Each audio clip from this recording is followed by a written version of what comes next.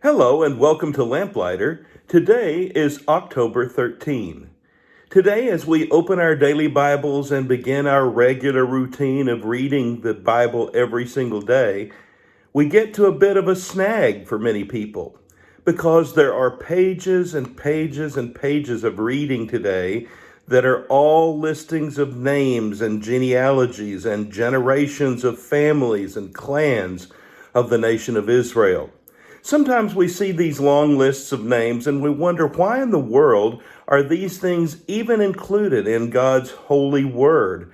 If the Bible is one story, as we always claim it to be, and that story is about God, what do all of these generations of people tell us about God? That is the question we need to continue to ask, even as the reading might get somewhat cumbersome. So for today, we're going to take kind of a big picture view of everything that's going on. I want to direct your attention first and foremost to the gray commentary section that begins today's reading on page 1318 in our daily Bibles, because here we get some indication at least of why some of these things are spelled out in such great detail.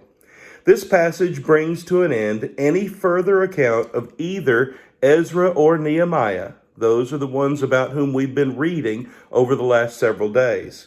Presumably, both Ezra and Nehemiah remain in Palestine, exercising their respective responsibilities until their deaths. On several occasions, Ezra is referred to as a scribe. Consistent with that role, it is thought that he is one of several scribes who may have compiled chronicles of Israel's history. To a nation whose history has been as turbulent and whose people are even now scattered throughout many nations, it is vitally important that a record of their existence be preserved. Undoubtedly, a man of God such as Ezra would be particularly concerned that future generations be made aware of Israel's unique qualities, their unique status as a chosen nation through which God has revealed himself to the whole world. So there is a point, obviously, to all of this. Ezra is chronicling the families of people who are a part of the nation of Israel, ultimately, who are the chosen ones of God. And these names are very important. And as we read on in the gray section, we'll see some other reasons why they are important.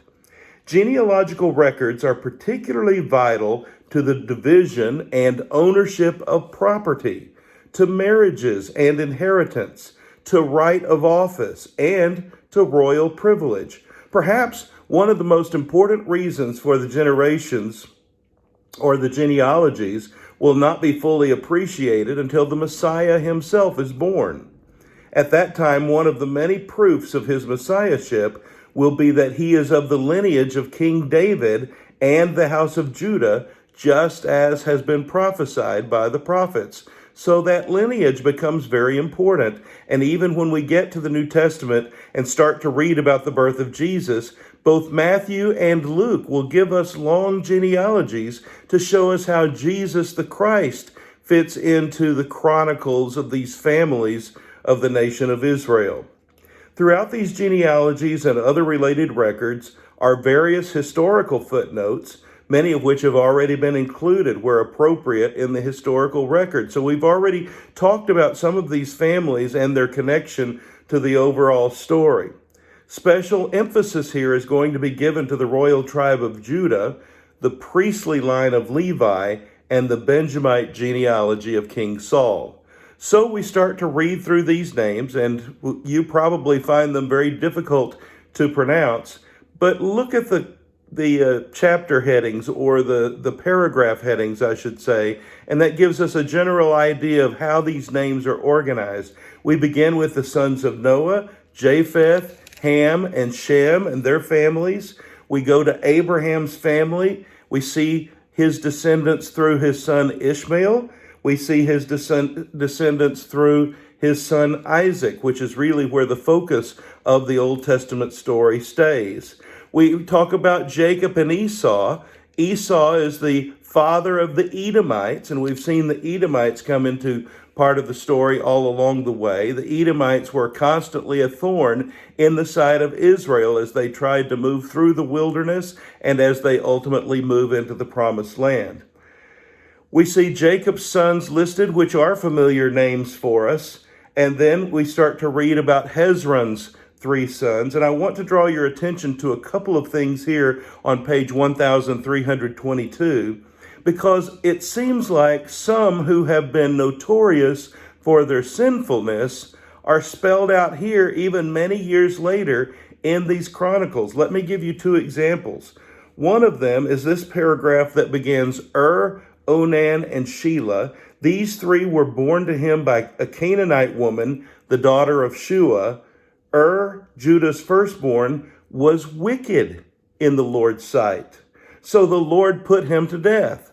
So all these years later, is remembered because of his wickedness. And he was so wicked that God put him to death. What a memoir. What a way to be remembered. And then we go down just a few lines further, and we see the son of Carmi. Here it says Achar, but if you notice the footnote, this is Aiken, who's described in Joshua chapter 21. Do you remember Aiken? Aiken is the one who brought trouble on Israel by violating the ban on taking devoted things. Aiken is the one who was responsible for the Israelites' initial defeat at Ai. They had conquered Jericho. They were riding high. Ai should have been a slam dunk victory for them, but they were embarrassed there. And the reason? Because Aiken had violated the law of God, and he had taken some of the devoted things from the conquest of Jericho. And look how Aiken is remembered these many, many years and generations later. He is still pointed out because of his sinfulness. There's something about evil and rebellion that will always kind of hang over even God's people. We read about Caleb's descendants and clans. We read about Ishmael's descendants and the other clans of Judah. And then the kings of Judah are also going to be mentioned. But before we get there, I do want to draw your attention to something you may have noticed that could be familiar to you. It's this character by the name of Jabez. Now, some of you may remember a story, a book that's been published in multiple different formats about the prayer of Jabez. This is the text from which those stories come. Jabez was more honorable than his brothers. His mother had named him Jabez, saying, I gave birth to him in pain. His very name means pain. Doesn't sound like a very noble start for any human being. Jabez, though, cried out to the God of Israel, and here's his prayer. Oh, that you would bless me and enlarge my territory. Let your hand be with me and keep me from harm, so that I will be free from pain. And God granted his request. Now that's all we read about Jabez, but it is a wonderful prayer, and actually it's a prayer which could be modeled by all of us even today, to seek God's blessing, to seek that God would bless us physically, to enlarge our territory, but more importantly, that his hand be with us and we not be considered a pain, that we be a blessing to others as God blesses us. We see the kings of Judah listed here in the genealogies, and then the royal line is reestablished after the people come back from exile. Now, again, it doesn't make for particularly interesting reading, but these names are important, especially to those whose names are listed here.